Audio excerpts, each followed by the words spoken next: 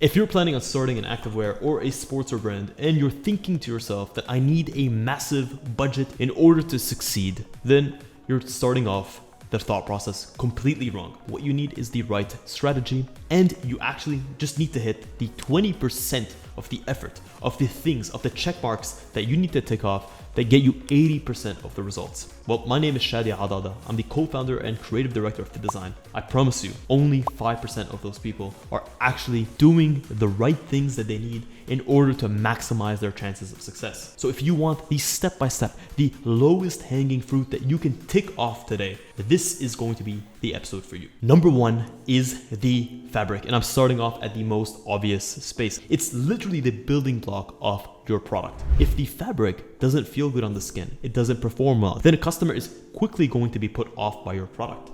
So you think about fabric as a system. What are the things that you need to check off? Well, number one is going to be the weight. It doesn't necessarily mean that a thicker fabric is more premium. It just means, does the weight make sense for the product that you're going after? Two, it's the recovery. How does the product put up with abuse over time? When you stretch it, does it lose its shape or does it hold its shape? Three, how does the fabric drape? If you're developing a fabric that's meant to accentuate your body, it's meant to call out your best assets, the hand feel is essential. This is the first thing that a customer is going to judge a fabric by, and you only get one chance to create a good first impression. Number two is how you select your colors. Understand that color psychology in theory will depend on the type of brand that you are. As a core starting lineup, you may want to consider more staple colors that have versatility to them. Different types of colors will ultimately come down to your customer's perception and how they look at your brand. Colors tend to perform well, but you need to understand the season that you're in. Try to also avoid in the same color palette mixing and matching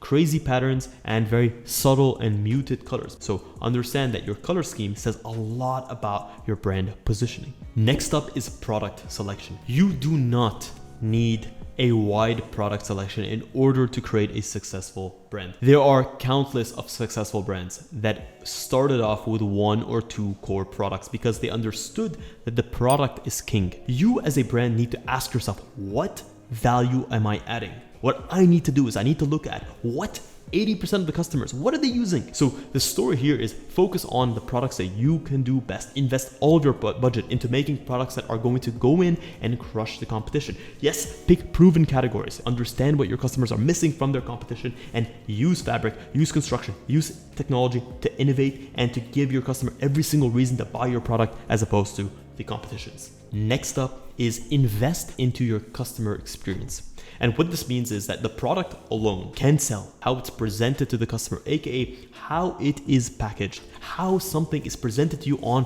first impression, plays a pivotal role in terms of how the actual thing that is there, the main moneymaker, how that is perceived by the customer. You don't need to go above and beyond to create custom packaging. It's just know what the core elements are. For every brand, the shipping bag that your product arrives in should be your own shipping bag. When your customer receives your product, they should know that you're a serious business, a product sleeve.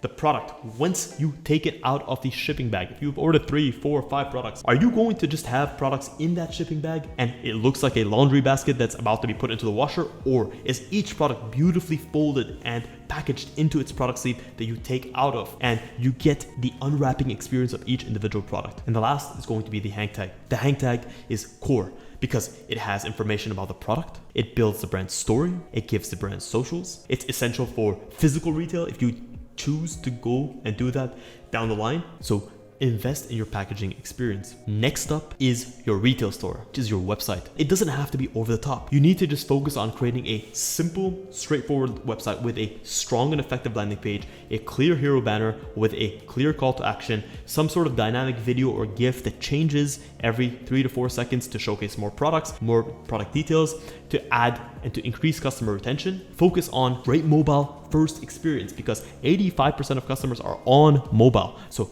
make sure that the products, they load fast. You don't want more than 100 kilobits for each image that you have on the website. You can use some sort of mass downscaler to be able to bring the images down. Make sure that your products are well presented with clear lighting, with no issues, with no visible lint, with no creases. Make sure that the models are not overly tattooed unless that's your thing. Make sure that your models are representative of your brand vision and your statement, and make it easy for customers to check out. Give them a variety of payment options. Last but not least, offer free shipping.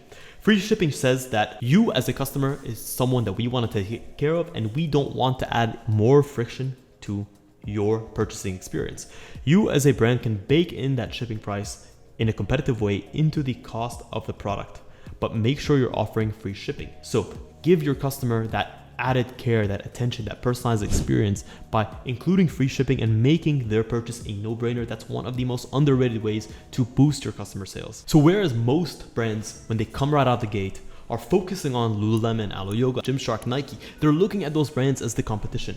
What they're not realizing is that the real competition, the ones that they really are competing with, are the brands that never launched. It's so easy to win, to capture a market, to capture the ever-growing sportswear market by simply doing this 20% of things that get you 80% of the results. If you want my personal experience, my personal advice on how you could implement the things that we spoke about today and some additional low-hanging fruit that I might not have mentioned on this episode, you can consider checking the link in the description. I have a link to apply to work with me on a consulting basis on a one-to-one. I have limited slots every single week, but if you do check the link, you can book that call with me and I'll review it and I'll get back to you guys.